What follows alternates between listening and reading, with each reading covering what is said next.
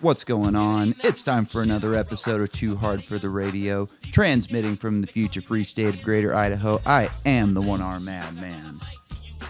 And with us today, we have the host of the Unconstrained podcast, Mr. Myles Wakeman. Myles, thanks for coming on, man. How are we doing? We're doing great. We're doing fantastic.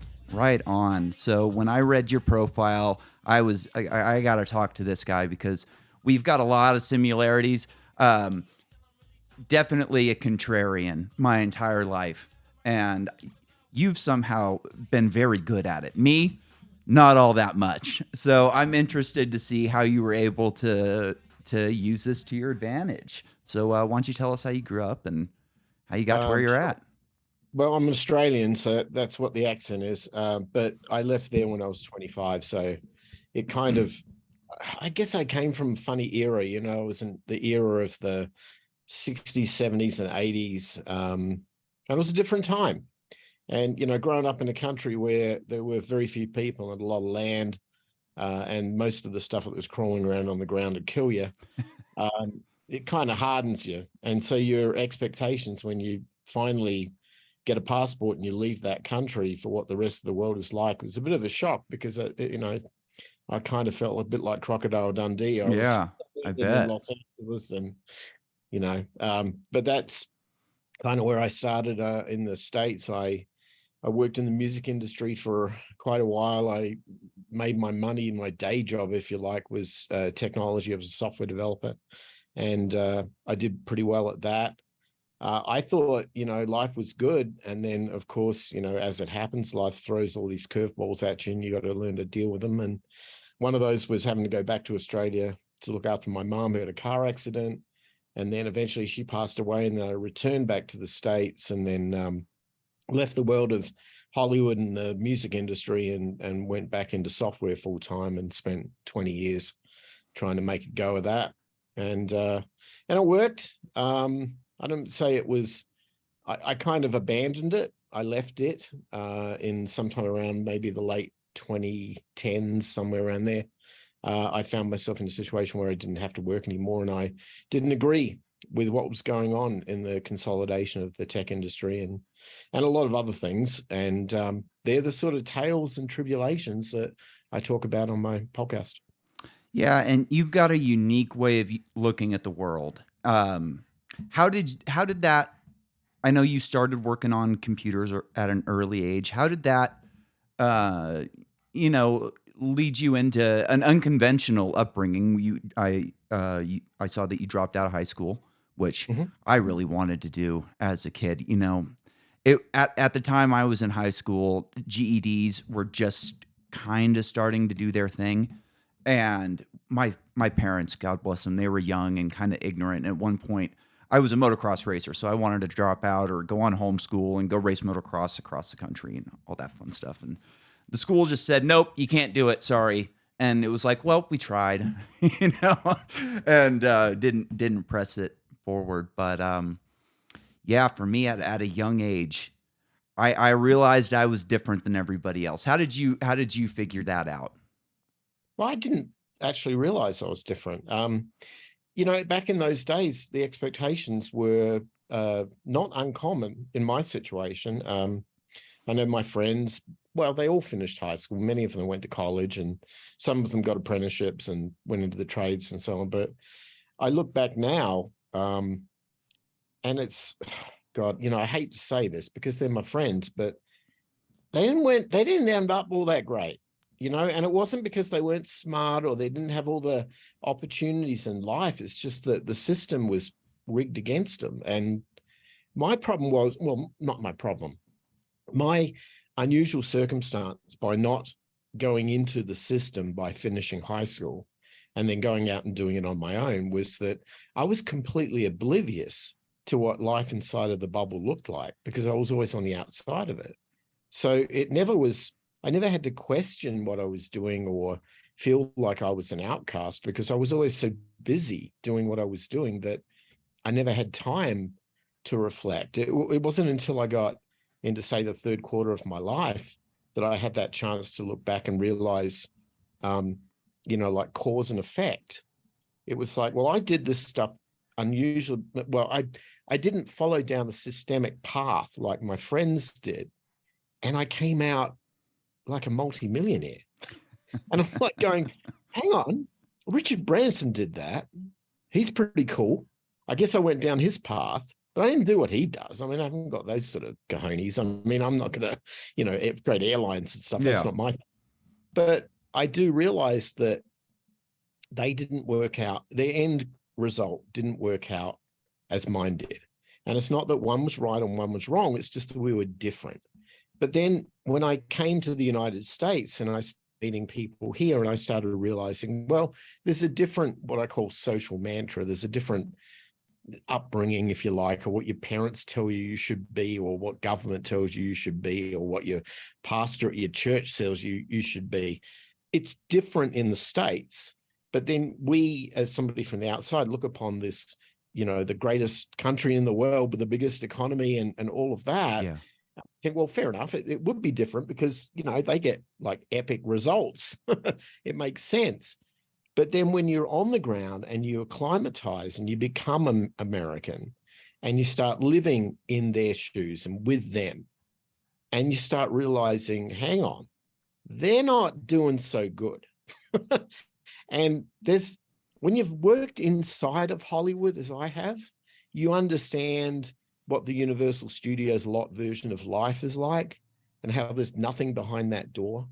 And that's kind of what I think that's the bill of goods that people have been sold. And I've always looked at it as somebody from the outside. I can always justify saying, well, I'm going to tell you as I see it. I'm going to be a straight shooter and just tell you, this is bullshit, right? You're not going to, if you keep doing this, you'll get the same result. With that old Einstein thing where if you do the same thing over and over again, is the definition of insanity. Yeah. Anyway, yeah, I mean, and this is what our schools teach kids and what the universities teach kids and what tax policy teaches kids, what government teaches kids. And, you can bust balloons everywhere you go on every single one of those fronts. Everything is corrupt and poisoned. It's ineffective. And at the end of the day, you look at your own individuality and your own goals in life and your family, and you realize, holy crap, dude, I'm not going to fall down that rabbit hole and do what everybody else is doing. I don't want to be a part of the herd. Yeah. It's that's the same type of mindset I had coming out of high school, and I knew college was not for me. I had a couple of my friends that were going to college, but the majority of the people that I went to high school with weren't going anywhere and they weren't doing anything. They were going to continue to live with their parents and work some low-paying job in the nearby area, which they were fine with, which was not cool for me. I didn't know what I was going to do or how I was going to make it, but I knew like it wasn't that and it wasn't that. And, I moved 800 miles away and started racing motocross and suddenly, well, not started, continued. And, I grew up in a really rural area where we didn't have much government oversight. Like we had 2 or 3 city cops, but that was about it. And, I grew up, my mom was a paralegal for a criminal defense attorney. So we always had an outlook on like the government, the cops, like this is the enemy. They're going to destroy your life. Here we have a million examples of it in this office that we could show you. So do not, let these people shape how you think or how you act. But, moving into Southern California and then later on in San Francisco, I saw how the other half grew up, and it was a completely different way, like kind of like you're describing, where it was I would discuss the way I grew up. I was free range. I was on a mountain bike or a dirt bike or a BMX bike my entire childhood. And you tell these to the city people and they're just looking at you like you're crazy. And how could anybody allow their parents to raise children this way? And it's not, and it was a rude awakening to see that part of the world. To find out that I owned guns, they looked at you like you were insane. It was like, whoa. Oh my goodness, But this is how it used to be. I mean, I grew up in what Australians will call, I was a free range kid. Yeah, I was too.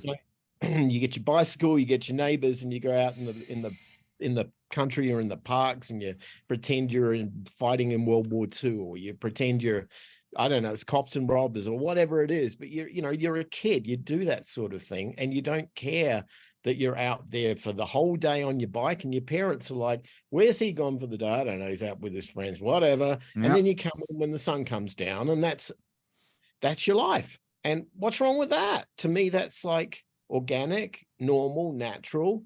And yet that's something that people are scared to allow their kids to do now. And, like you're somebody who's looked at fear right in the face. Oh, yeah. Because, right. Okay. You ride with it, right? It's like part of you dance with it, you mitigate it all the time. We're the same, because we did the same thing. We mitigate risk. I was in hospital for a week in ICU because a jellyfish bit me. And the guy in the bed next to me died. Oh, And I'm this kid, yeah. and this is normal. This is what we do, because we're biological entities, and we have to learn to live in concert with every other biological entity. And yeah, if that thing's going to come after me, I want a gun too. I'm sorry. I mean, come on. That's just normal. But there's nothing here that, I mean, why? I don't understand the urban ways anymore in the States. I don't understand so many things. And what happened was that my quest to try to find the answers to these things, all it did was it opened up more questions. Because I'm coming from another country, from a different land, I didn't have this sort of, I wasn't, 4 years old at preschool with hand on heart pledging allegiance Yeah. to anything. Which is Right. just weird, I'm sure, to an outsider. Well, it's why they call it public indoctrination camps, Yeah. I guess. That's exactly what they would do if you were a Uyghur. I mean, it's insane, but it is our way of ideology, and we identify ourselves as a nationalist in that particular country. But when you come from it as an immigrant, it's like, well, I don't know who I am anymore, So you look at everything a little differently. And then what I do is I'm a numbers guy. So I look at things mathematically, because to me, math doesn't lie, and I can see things. So I did some studies on what life was like, say back in 1980, and compared it to life in 2023, or say 2020, to make it easy. Because I wanted to see progression. I wanted to see that, are things getting better or are things getting worse? Now, the definition of better or worse is subjective, right? Because for the 1% out there who are making gazillions of dollars, I'm sure they're doing fine, and they don't care Times about are great. Right, times are great, right?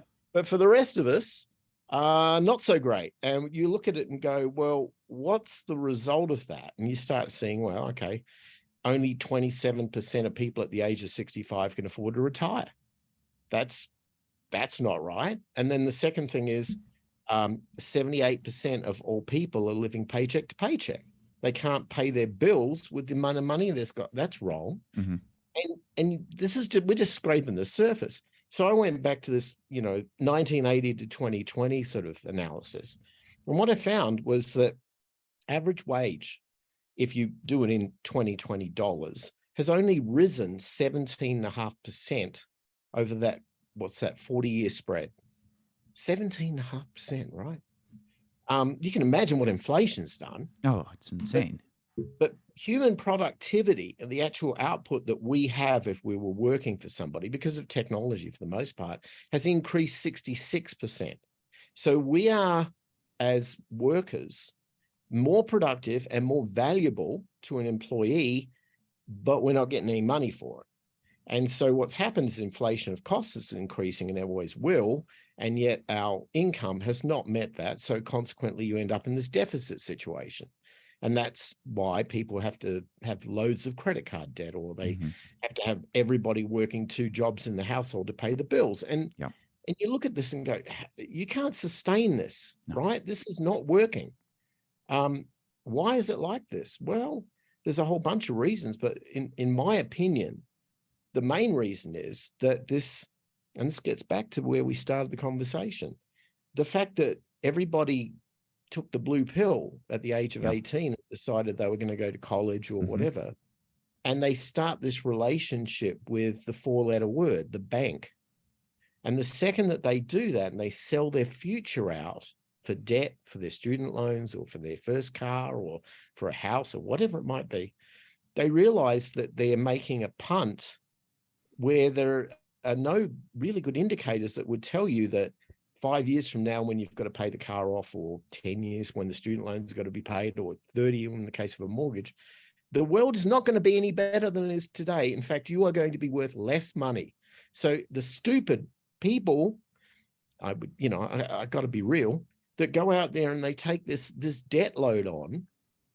They know the world's going to be worse by the time they have to pay it off. So they know that it's going to be real. It's going to suck to be them 5 years, 10 years from now. And consequently, where's your freedom gone? Well, I'll tell you where your freedom's gone. Freedom's gone in a slave relationship you have to your employer. And the employer is just as much in the same situation, because they are enslaved to their own regulators and governance. They're the ones out there trying to make enough money where they can afford the lobbyists to get the legislators to write the bills that benefit them. Meanwhile, they're trying to, deal with the competition, obsolescence, and all the other normal capitalistic things. But those things they can probably handle. They've got a rigged game because they're in markets where maybe a monopoly exists and they're not allowed to compete, or the opportunities aren't presented to them because of some backroom deal with some other country, or worst case scenario, there's a willingness on behalf of everybody to globalize and send the work offshore, or send the manufacturing offshore, or whatever, or to give it a bunch of robots and AI to do the job, because humans can't be trusted, right? Well, that's because you're projecting that, because you can't be trusted, because you suck, because your employees don't make any money and they're all in squalor, and yet you're still expecting to turn up at 7:30 in the morning and with 5 Starbucks under their belt and be uber productive. I mean, sorry, Yep. ain't gonna work. Yep. And that's kind of where I stand right now.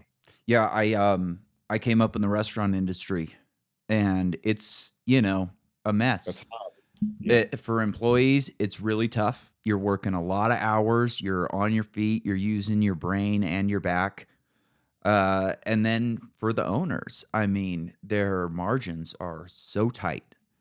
They're making just scratching the surface to get by. So like you said, we got to have you working 45 hours a week behind the bar, but also we can't give you much overtime. So we need to give you breaks here and breaks here, because the whole structure is just set up. And then you get something like, we're going to raise the minimum wage, and your workers just get all excited. I remember seeing this coming in as a kid who didn't know anything. They go, we're going to raise the minimum wage. And I had just got back behind the bar, and I go, well, this isn't going to work. We're not going to be able to employ as many people. And the people around me, oh, it's more money, you're good. And within weeks, it was no more overtime, dishwashers off on the weekdays. We're not running a busser on the weekdays anymore. So now you have to work even harder for the same amount of money. I mean, you get $1 an hour extra, but in a restaurant, that's nothing anyways. And it's a mess. Yeah. My sort of journey through this was, I mean, I did well while I was in the States. I made a lot of money. I made a lot of money on real estate, made a lot of money on cryptocurrency. I made a lot of money in the tech industry. But at the same time, I lost a lot, because I went through the boom and bust cycles of the dot-com boom and the dot-com bust, and then the real estate 2008 crisis. And so I kind of feel like I did really well when I was on the upside of the roller coaster, but when that sucker went down, I lost it all. And so at some point I said, I think I'm getting off the ride. Yeah. And that's where I came. But I also started looking at where the money was going. And I started realizing that since, say, 2000 or so, most of our manufacturing had gone to China. And then with that, it had changed the way that the employment dynamic worked. Factories were no longer factories anymore. They were more supply chain receiving docks, because everything was being done over there. I sort of felt like they're doing okay, probably at our expense, but at the same time, whatever, it's competition. I can deal with that. But then one day, we'd been away from Australia for about 10 years. We hadn't gone back. We didn't have a need to. And my wife's parents were getting older. My parents had passed on, so I'm fine. But she had her parents there, and we needed to go back to see them. What we were doing was we were flying them over to the States for 2-3 months. They come live with us and then have a good time and send them back. But as they got older, that was less likely to be the case. So we started making trips back, and we had this fictitious idea in our heads that we would go back to Australia and retire. That would be Yeah. easy, because it's where we're To where from. you grew up, to the Australia that you grew up in. Right. And so that was our theory. So in, I guess, about 2012 to 2013, we started making these trips back. And what we discovered was a country that had sold its entire future and its soul out for globalization. Yeah. Particularly in this case to China. And that everything was unusual. Like, you get off the plane in Sydney and all the signs as you were walking towards the immigration counter, or even after you'd passed it and you were on your way to the hotel, all the signs, the billboards, everything was all Mandarin first, English second on everything. And that was bizarre. I thought, what country have I landed in here? Yeah. This is weird. So anyway, I eventually get to our home city, our hometown, which is one of these really beautifully designed sort of urban plans of the 1800s, where there's a big parkland of a 1 mile surround around the city, and then the skyscrapers and so on. And what we had found was that inside that parkland, about 75% of it was turned into a Chinatown, and there was no city anymore. And that the population had grown so much that the roads had never been built, or the infrastructure hadn't been upgraded. So everyone's like crammed together. And I'm like, this isn't working. And then the cost of everything was so expensive. One of the things that was an experience that I talk about is my wife's parents live in a country town. So we would eventually leave the city and drive out to their town. And it's down by the coast, on the southern coast of the country. And one of the things you do on a weekend is you go down to the local crayfishermen. It's lobster, basically. They're lobster fishermen. And they'd come in on their boats and their trawlers, and they just come into dock. And you could go to any of the fishermen, you could just buy lobster off the boat. Mhm. So we'd do that. And it used to be, $10 for a lobster or something like that. And, the guy'd sell it to you. I remember I went down there to do that to a guy, and I said, listen, how's the catch? And he goes, oh, really good. We, got all this stuff. So you sell me a lobster? And he goes, yeah, all right. I said, all right, how much? And he, we just pick one at random. $200. I'm like, what?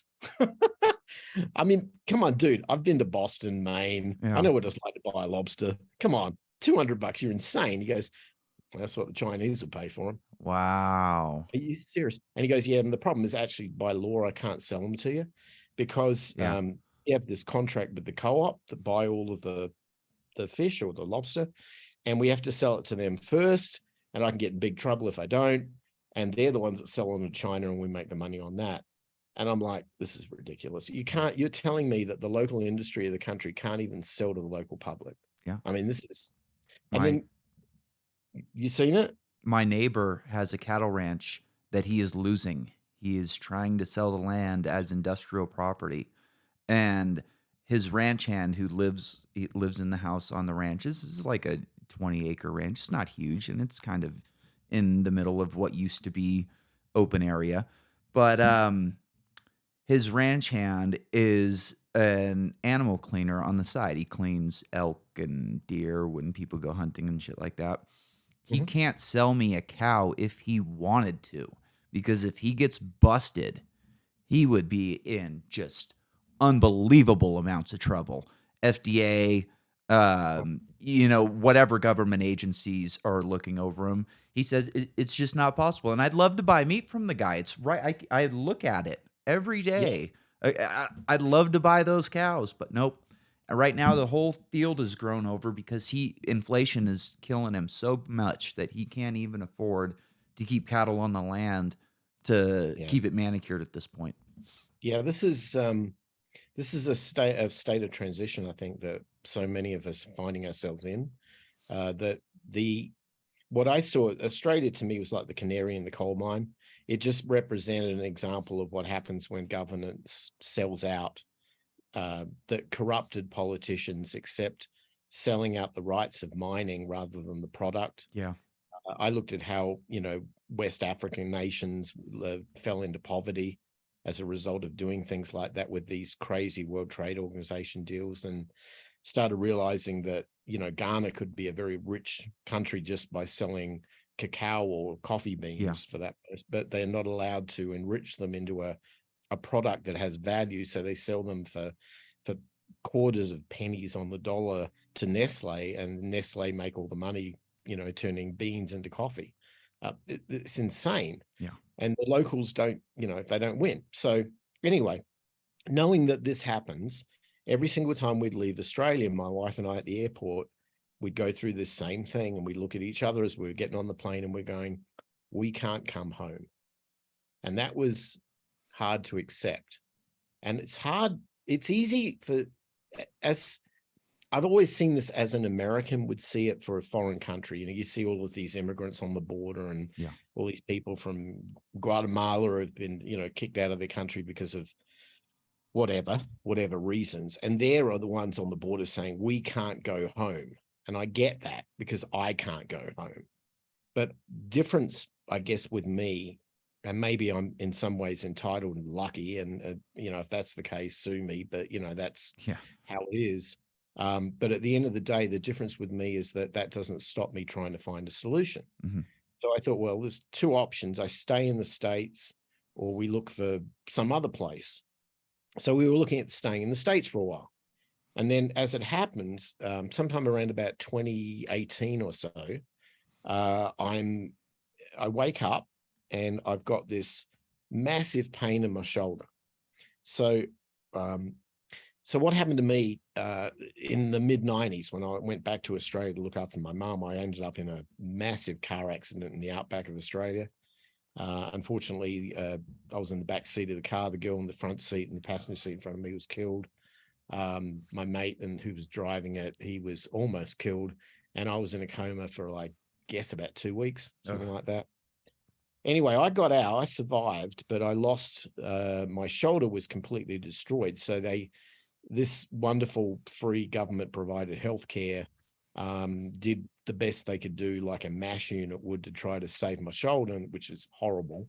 And I've been living with this deformed shoulder for years, for decades.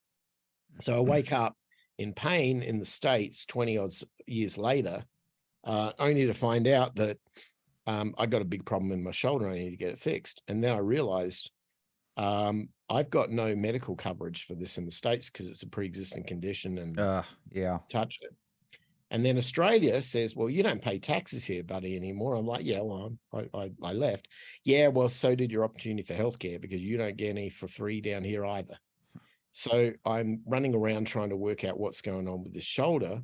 It calmed down to the point where I had it stable, but it wasn't good. Anyway, one thing led to another. My wife and I are in Mexico just on a vacation, and we're just bumbling around, visiting different cities, meeting people. It was fun. And I met this guy who was a doctor, and he told me, you got to go to Guadalajara and get them to take a look at it. And it gives me the name of an orthopod there. So I go there. The orthopod sees me immediately. I mean, gave 8 x-rays was like $10 or something. It's pathetically cheap. Yeah. But the guy was like trained in Germany and Texas or something. I mean, he was really good. And he tells me, he looks at the x-rays and he goes, yeah, this thing's a mess, man. You're gonna have to get this completely rebuilt, and you need a total new shoulder. I'm like, okay, well, how much is that going to cost, doc? And he pulls out his calculator and starts banging around with numbers, and they're big numbers, right? And he's saying like 500,000 or something. I'm like, come on, I'm not going to do that. And then he goes, no, that's pesos. Worked out $9,000 US to get a complete shoulder reconstruction done. So I said, sign me up, doc. So he says, well, what I'm going to do, just because you're going to get it done and you're here, I'm going to send you down the other end to an MRI, and they'll get that done. That costs like $200. It was cheap. I come back with the MRI images and he puts it up on the wall and he looks at those and he goes, oh shit. I'm like, what do you mean, oh shit? And he points to this thing on the picture and he goes, that's a tumor. Oh He shit. says, you've got a tumor in there. I'm like, oh, that's what was putting all the pressure on the shoulder. It was causing me all the pain. He goes, I think it's benign. I don't think it's, going to be a problem. I can cut it out, but I'm scheduling you right now for surgery. So I did. I got it done. Best medical experience I've ever had in my life. Cost me $9,000, like he quoted, and I got a new shoulder out of it. And that, when I realized, oh shit, this is how you get medicine. You don't get the bloody thing done in the States where, you got to wait 3 months to see a specialist and there's 15 gatekeepers and God forbid your insurance company doesn't pay the bill because you can't afford $500,000 to be on the hook for that, hip replacement or whatever the hell it is. Come down here. So once we started dealing with that, we started to get to know the place really well. And then I put 2 and 2 together and said, I guess history would repeat, right? Like Australia sold itself out to China and it destroyed itself in the process. What's going on in the States right now? And I could see, you go into Walmart and everything's made in China and everything you buy is made in China. It's probably not going to end well there either. But I have an opportunity right now because I know that at some point they're not going to put up with ships crossing the Pacific. They want locally near-shored manufacture. And if the factories aren't here, they'll do what GM did and they'll go down to Mexico and they'll get all this stuff made. So I went back down there and I started researching, economics and capitalism in Mexico and found this ascent, this country on a climber, on a tear, actually doing so well, and started realizing how much further money went and what quality of life was really like. Yeah. And that everything that they were telling you about, Mexico was bullshit. Like this, and I don't. It's hard for me to say this because on one hand, I want to be conservative. I want to be, cautious. I don't want to tell people. I've got to plug my computer in. I can still hear you. I'm sorry. Okay, that's all right. I don't want to tell people go to Mexico, you'll be safe, and then somebody goes down there and has some, god awful thing happen to them. But at the same time, I realized that most of the bullshit which the media are perpetuating is complete lies, and it's horrible. The level of lies they do to people to keep them jailed into their cell, if you like, or their locale, because they're too scared to want to go down south where they've got beautiful beaches and everything's cheap and and beer's 50 cents. And it's like, this is a cool place.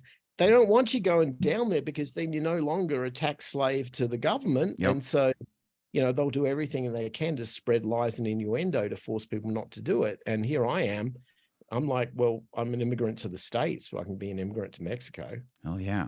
And I love Mexico. Yeah. And so we bought a freaking acre of land with a bullfighting ring on it. Oh, that's awesome. Bulldozed the bullfighting ring and are building, a beautiful house, a mansion almost, on a compound that we can afford to do, that I could never do in Arizona where I live, and I could never do in Australia. And it was like, okay, maybe the answer here is go where the money is, go where you're treated best, and don't be afraid to. Don't be, just give it a shot. Because for me, I'm always an immigrant because I'm not back in Australia and I can't go back there. So I'm floating around the world trying to find where I want to be next. And right now I'm in Mexico.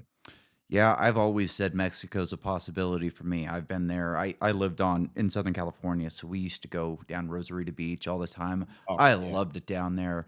There was this guy, I get tacos from him every time you go, carne asada tacos. You go, oh, sí, gato. Yeah. We go, no. Carne asada. No, sí, gato is good. All right, whatever.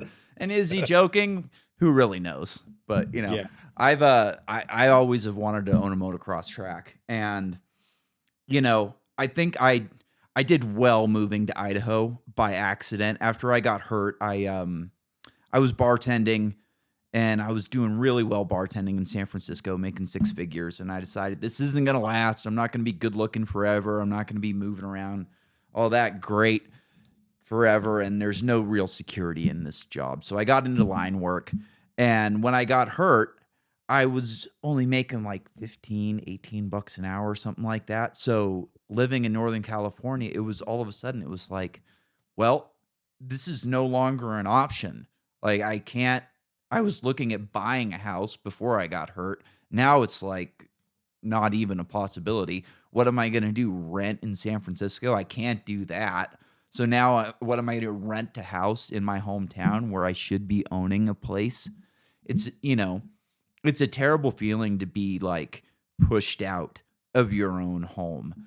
And then I Yeah. moved here to Idaho and bought a house for cheap, and COVID happened and real estate went up 60%. And now I'm got guys who are, I've got a 20-year-old kid who's an apprentice electrician living in a room in my house. So I've done, the same thing to the kids here that happened to me. It's a sad situation that they put us all in. Yeah, it is. It's not getting any better though. I No, think it's not. people have to start getting real about it. I mean, I've got a 25-year-old daughter and she's still living at home, and I look at this. I was sitting down with my accountant having lunch with him a few weeks back, and he's got a kid the same age, and we were both saying, our kids, they're not like we were. We did better than our parents. These kids are doing way worse than Yeah. we did, because we could move out when we were 16, 18 or whatever. There's no hope in hell that they can do that. My mom bought a house when she was 17. There you go. Her and Yeah. my dad bought a house, and I think it I was bet like the interest rates were 67. like, It was like yeah, $67,000, and it yeah. was in But I the bet the interest rates were bloody high too. yeah, it was in the 80s. Yeah, right. There you go. Yeah, Like they 20, paid a lot in right. interest on But that they thing. still were able to do it. Yep. That's Yep. remarkable. I mean, but that's, you see, that is prosperity, but it's not what we got now. And that's why I got out. And what I found, there's a lot of friends of mine who are, born Americans, they're libertarian, or they're anarcho-capitalists, or they're voluntarists, or they're people who understand that they can't rely on their governments anymore. Mm-hmm. And so they're doing everything they possibly can to be decentralized, to be self-sufficient, but they're building protocol to be able to work with everybody else around them, which is how you do it. And I commend them for doing that.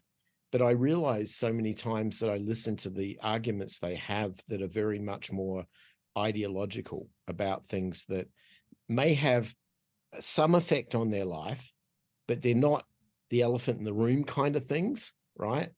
Like, okay, freedom of speech, I'm all in for that. That's cool. I have no trouble with it. But they've never been to, say, the Czech Republic and seen what it was like during the time of communism, where there was freedom of nothing. Yeah. And at the end of the day, those sort of issues always have to take a back seat when you can't pay the rent this month. And I find that those issues are fixable, of all things. The capitalistic issues can be fixed, because by breaking free of this bullshit social mantra that we've had pummeled into our heads since our childhood, since school, and being willing to say, this ain't right, this doesn't work, then all of a sudden things start to work for you, because you take control of the situation yourself, rather than relying on a third party that's not got your best interests at heart. That would solve the problem. But I find that so many times I get into these esoteric arguments about things that are probably worth a discussion, but at the end of the day, I'm kind of looking at my watch going, I'm going to go make some money here. Yeah. Yeah, It's kind of like how things ought to be versus how things are, and how do you work with the way things are compared to making them the way they ought to be, which are both important.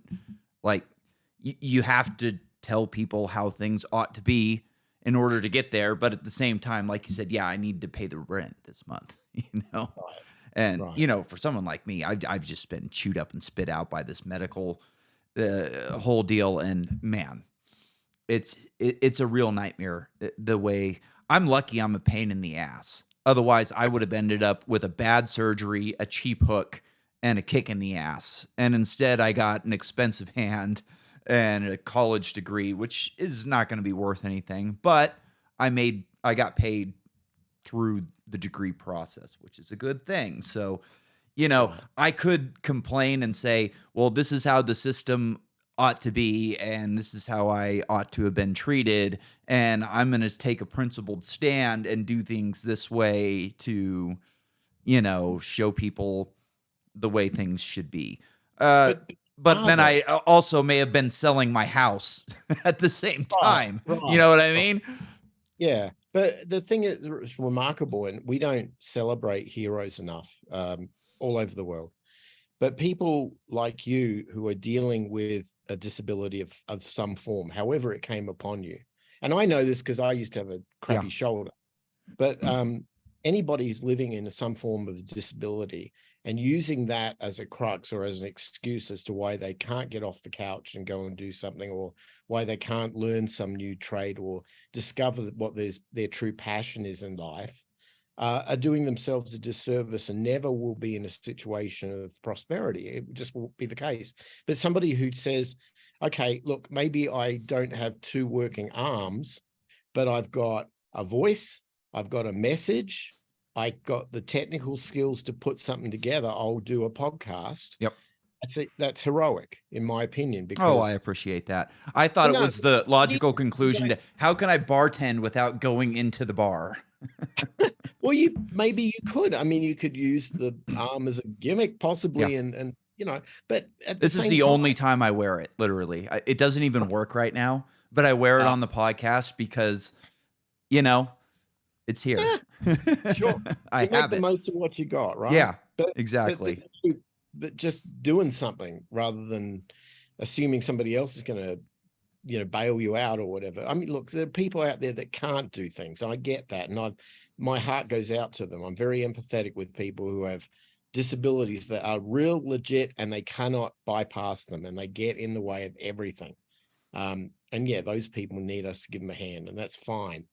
But there are so many people who want to use disability as what we would call the dole in Australia, and that is just a way to get free government money so that Oh, they can yeah. sit in Xbox all day. That ain't cutting it with me Yeah, and because it's amazing how I know people in this country who are on disability because they can't sleep or, they've got diabetes. They're perfectly healthy people.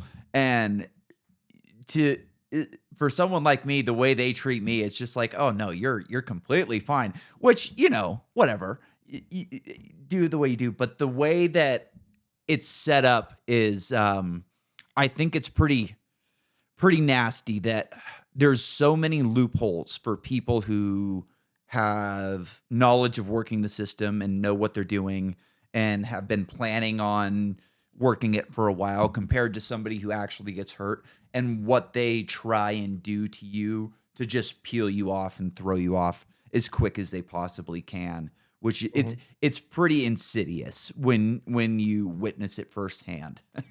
Yeah. There's a common thing I always heard as certainly when I was doing my civics before I got my citizenship in the States. Um, we are a country of laws, and that was a very powerful thing to say, and a very very obvious thing to be a total lie. For example, if I drive down the freeway, down the 10 freeway in Arizona, and I get pulled over for speeding, and that's usually at the discretion of the police officer, um, and he pulls me over, it's going to cost me about $300 for a ticket. It's going to cost me a day of traffic school, so I don't avoid additional ongoing insurance costs and ancillary costs associated with the whole thing. If I'm driving down the road here in Mexico and some corrupt cop sees me and says, I'm going to pull you over and try and, extort you for money, because that's how it works. They don't write you a ticket. They just say, here, you got to pay me 1,000 pesos or whatever. Um, I'll pay the guy 1,000 pesos quite happily, because when I convert that to US currency, it's worth about $60, 50, $60 versus me having to deal with $300 in a full day of my life doing traffic school.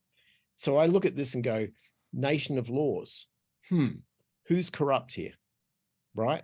And then if you take that little example and you propagate it into larger scale Mhm. conversations, it might be building permits. It might be agricultural permits like your buddy, right? It could be banking and monetary licenses, the right to exchange money. This shit is make it up as you go along and just try and gouge the people for as much extortion money you can get out of them as possible. At least down here in Central America, they're open about it. Yeah. You want to get I had a guy had to move an electric pole on the side of our property so we could put a gate in. Yeah, it cost me like $1,800 to pay off the electrical guy to move it, Eh, or I'd be waiting, 2 years for it. That's nothing compared to the cost of this build. And I look at it and go, yeah, pay him. It's fine. If the power company came to me and said, yeah, we can do that, but it's going to cost you like 20 grand, which they do, oh yeah. I'd be pissed off about that, but I'll just pay the guy so he just gets in his truck and does it for me on the spot. Yeah. This is I'm getting to the point where I'm much more peer-to-peer with everything. It's like, if that's what it's going to cost and you tell me that and you get it done here, just do it, right? I don't care anymore. Just do it. But don't blow smoke up my ass and tell me that I'm living in land of the free and that, I'm a nation of laws and you do this shit to me. No. So, we're not that damn stupid here, Yeah. Ugh, man. So one of the things I was listening to you talk about earlier today was Fed Now. And I mean, that's going to be the ultimate in constraints, right? Do you think that you'll be like, I don't know, free from that in down in Mexico, or is that Oh, going to yeah. affect Mexico as well? No, Mexico's still it's a cash economy here. Yeah. Nobody wants to do anything other than cash because they don't trust their government, and they never will. And that's enough of a constriction upon the government to stop them doing stupid things. So we have a really decent balance here between governance and the people. But ultimately, it's a bottom-up mentality. So what's good for the people going up is how things work, whereas in the States, in Washington, it's a top-down. Yeah. What's good for Washington gets pushed down to the people, and that difference in mentality is why you can't roll out these ridiculous Orwellian surveillance tools onto the people, because here they see right through that stuff. Yeah. So no, I don't think that's going to be a problem here. What I see as a problem is that it's a wolf in sheep's clothing being sold to us by every corrupt banker out there who thinks they can make a buck out of it, and every vendor who says, I'm already paying 3% for Visa and MasterCard, maybe these guys will do it for 1%. Oh, that's better. Let's take that on. No, it's not good for the people. It's not good for anybody. They want total control of money. It's as simple as that, because you're in debt up to your eyeballs. You've got $31 trillion of mismanagement. You haven't had a surplus for 20 years. So there's no way in hell this is ever going to change. And eventually, as you devalue the currency and you push inflation up and up and up and up, all you want to try and do is find a way where you can use monetary transactions as a surveillance tool. And, if they get away, they will get away with that. And that will just lead straight to the CBDC, the central bank digital currency. And now every single thing that we do, all of our, even down to our thoughts, will be completely controlled in a very Orwellian state. Orwell wasn't fiction. Orwell was a business model. It was like a operating system guide for government. And it's disgusting it's turned into that, but it is what it is. Yeah, man. Every time I read Orwell, I can't believe that it's been around this long and we've still ended up in the position that we're in. Yeah. I mean, there is light on the horizon, but it's, again, the willingness of somebody to want to travel to be able to see it. I am very bullish on countries like El Salvador. I've seen remarkable things going on down there with their adoption of Bitcoin as legal tender. But I don't think, it's very exciting, but I think there's more to it than that, because just a couple of weeks ago, they stuck their middle finger up to the IMF when they came calling for $800 million of bonds and saying, really? I guess you just I want didn't us hear to that. roll that over to the next loan like we've always done before, right? And Bukele just goes to them, no, screw you, here's your money, get out of here. He literally raised the money with a bond issuance and just paid the IMF off, and now he's got no debt to the IMF. And every other country in Central America is looking at him going, we want that. Oh, yeah. He's openly saying, he and his administration are openly saying that we want to be the Singapore of Central America. And I'm looking at that going, oh, there's some opportunity right there.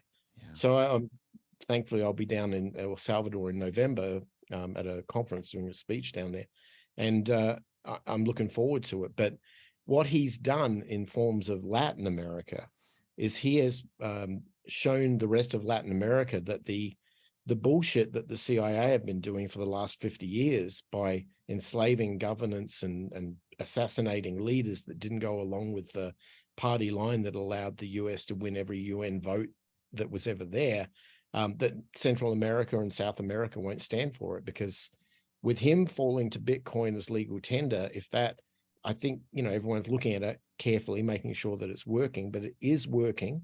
His murder rate is down to 8 per 100,000 now, which is insane considering it's like about 135 in St. Louis. And you heard people up here screaming, he's suspending the Constitution. Oh my God. Right. Wringing their hands. It's like, come on, He has shut like up. We're not buying this crap. Right. And it's like a 94% approval rating. Yeah. I mean, the guy's legendary Yeah. down there.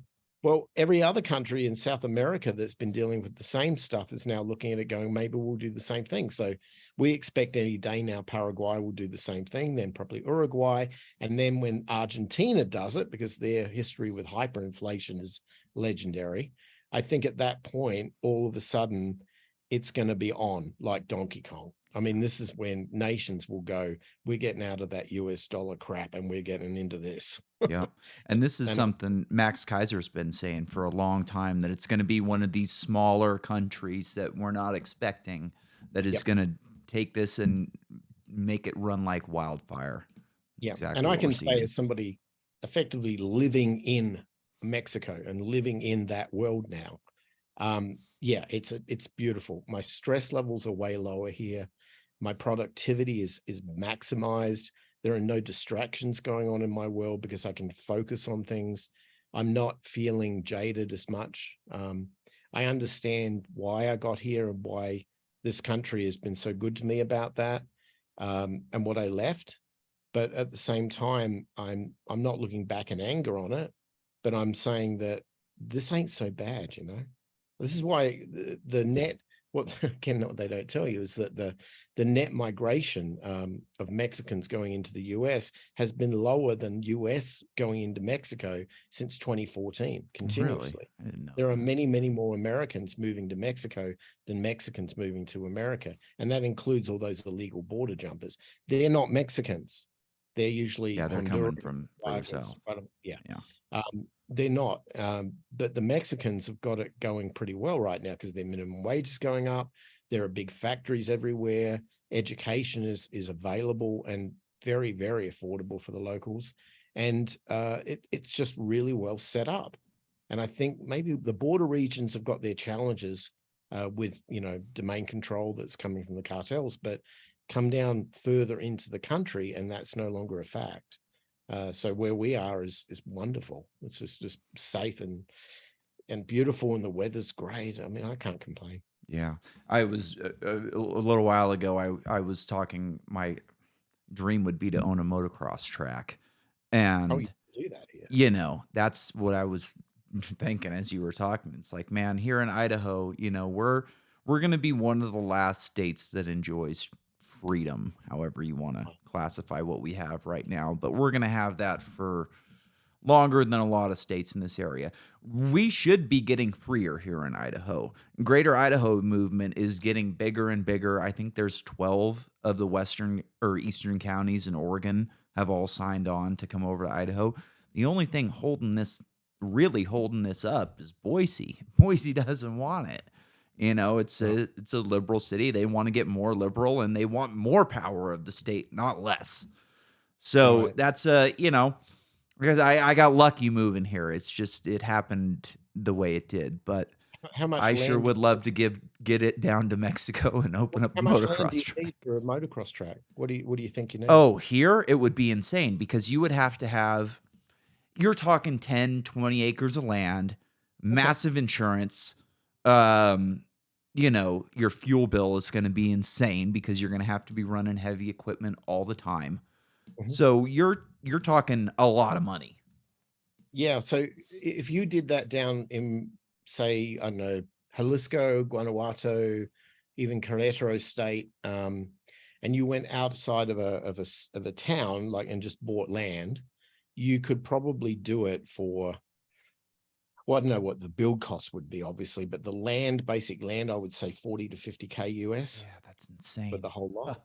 I've got And a buddy of mine from New Zealand who got this stupid idea that he was going to build a community based on some Maori tradition of shared, like a shared community center. And he explained it to me, and I said, "You're talking about like a indigenous Native American chapter house kind of thing, where you've got like this central building and everyone lives around like that." He goes, "Yeah, it's kind of like that. Apparently, the Maoris did that down in the South Pacific too." So he wanted to adopt that. So he went and did similar thing. He went and bought, 20 acres of land to build this community. This guy isn't full of money. I mean, he works for a living. He's not, living on some trust fund kid thing. yeah, He's, just a regular guy, but he knows how to build. So he built the land and he's already built most of it, and people are starting to buy allotments for their yeah, that's interesting. profit. Because my And idea has yeah, been, I've been telling my family and my close friends is we need to get together and buy like 40, 50, 60 acres in Wyoming was my thought, because Wyoming's probably going to be the freest, longest in this mhm, country. And we just all build, and we have room for our kids to build and our grandkids to build. And we right. have a community school where we do rotation, where, different people can teach different, we can have apprenticeships amongst Yeah. ourselves. And, I mean, maybe look, Mexico's the place to do it. it's an option for you. I'd just say, look, don't necessarily. I'm not trying to sell it to you. Oh, I'm no, saying no. This is great. I consider love it. this. It's an option to do that. I There's think that's another. a great option, like moving forward for people, is to build their own communities. And if there's Absolutely. places that are going to allow us to do it, one of my other major things is like energy security, because I was an energy guy. Like, I do not want to be under the thumb of some asshole who's going to turn the power off because generation is costing too much at this point in time. Or maybe, well, we can't run too many gas plants right now. We need to be running more. Like, I don't want to deal with that. I would like my own, ultimately, I think we should all have small nuclear reactors. My Oh, homeowners association I should think have a when small fusion nuclear becomes reactor, available, yeah. like that. But I mean, even other types of community power, like your own hydro system. We have Get out from under the thumb of these people. right. So we have dual solar on our Oh, property that's for perfect. Yeah, you're in Mexico. yeah, but what we have I'm building a very large recording studio to get back to my musical roots, Oh, and I've cool. got a very large home as well. And both of them have their own solar system, like their own uh, generation panels, their own batteries, their own everything. It's all isolated, but then they have failover to each other. So if we're not working in the studio and the batteries are good, but the house is running an AC unit and we need more power, we can fail over and pull power from the studio and vice versa. The reason for doing that, it's got nothing to do with Greta Thunberg and all the other BS. It's all got to do with money, Yeah. because the way that the Mexican system works is that because they have 130 people and a very large number of them are living in abject poverty, they're in very low income levels. The way that the government works here is that if you consume a certain threshold of power, they charge you like 10 times, Oh, yeah. per It's a progressive megawatt. scale. Exactly, because then they use that to fund the lower end people who use hardly any power. Yeah, it's like So carbon credits in a way. kind of, yeah. But then there's an easy way to hack it, and that is get off the grid. So Yeah. what we did, we said, we'll tie, but we're not going to send power back or draw power from. We'll just tie so that we look like we're, happy citizens, but really we're completely independent of that. And we're also independent of water. We've got 60,000 liters of underground water catchment. So when the rain comes, we have water and we use that all year round. And we're also drilling a well. So we'll use that for irrigation for the property and if we want to grow food and so on. So we are completely independent. The only thing I'm tethered to is data. So we've got Telmex, I got them to Yeah. bring fiber to the property. And it's not so bad. Gigabit fiber, $33 a month is what I pay for that, Wow. for 1 gigabit. And at some I point, mean, you're going to be able to use Skylink or whatever. I've done Starlink in other places before, but that's way, way more expensive. Yeah. You'd be paying over $100 and you'd be getting a substandard, maybe about a fifth of that level of speed. But Telmex is a really advanced data provider here, and they've never gone down on me, which is remarkable. So yeah, I'm pretty happy with the infrastructure stuff. But I'm doing it all myself, which because is that's what I like. Yeah, and I think that's what we all need to be going to. I've been doing everything I can to make my life sustainable to where I don't have to be dependent on an employer. I don't want to, show up an hour late to a job because I didn't sleep well or, my hand or what, any of this crap. So I've done everything I can to be sustainable. So I just built a new room in my house, so I'm renting 3 rooms out in my house now. I've got income coming in, Nice. We're Bitcoiners over here on the Too Hard for the Radio podcast, but we were late to the game, so a couple more cycles, and I'll be down where you're at. It's really good. And look what you're doing. Just stay with it. You'll be fine. Yep. Look, the people who are not doing that, I'm very scared for them, particularly because, as I said before, people are signing up for debt and they're selling their future out, and we know the future is going to be worse than the present. Well, I'd like to think it wasn't, but it is. And then they don't see what's coming when it comes to things like artificial intelligence. And if they understand the greed motive of most corporate profiteers out there and the shareholders and all that, at the end of the day, they'll understand that the rich don't have jobs, and anybody out there that does have a job is further tethered to a very, very unstable footing, because they will get fired by a bot, or their job, their value as an independent person, independent creator or thinker, is going to be constantly scrutinized by their customers against what a computer can do. And it's kind of sad, but at the same time, I think that the opportunity for a renaissance in humanity, and particularly in things like art, creativity, where we are better than the sterile artificial alternatives, just means that those that have true talent will rise to the top. But at the same token, people who have been living on this false pretense about what value really is, what their lives, what their purpose in their job. If you're working for customer service for American Express, you probably won't be next year, because they're going to replace you with a script. And that's just how it is. And we just have to suck it up. And will there be a job that you'll migrate to? Probably not, because every other job like that out there would have been gone the same way, because they're all competing for the same customer. So every bank will do the same thing, and every utility company will do the same thing, and eventually, what's going to be left is human-to-human services.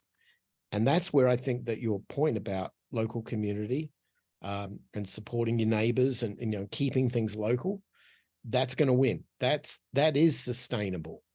But the second you're tethered to anything that has a profit motive, particularly when it's controlled by corporation or government, you are going to be a victim to that, period. There's no way out. They don't want you as labor. You're a liability, not an asset. They want a computer data center to replace the factory. And, why not? They make more money doing that. And we just have to get real about it and realize that it's time for us to start to get real about who we are as a species, and who we are to each other, and how we can together solve these problems. But we won't do it following these same stupid social mantras they taught to us at childhood. Yeah. I had a heated debate with somebody on a credit card company phone call the other day, and I ended the phone call with, "I hope you get replaced by artificial intelligence." And I do. Yeah, you will be correct in that. It'll be a good future punt. I would have put money on it. All right. Myles, it was a pleasure having you. We'll get out of here on that. Everybody, go out and listen to Myles' podcast. It's a great one. Have a good night. Thank you.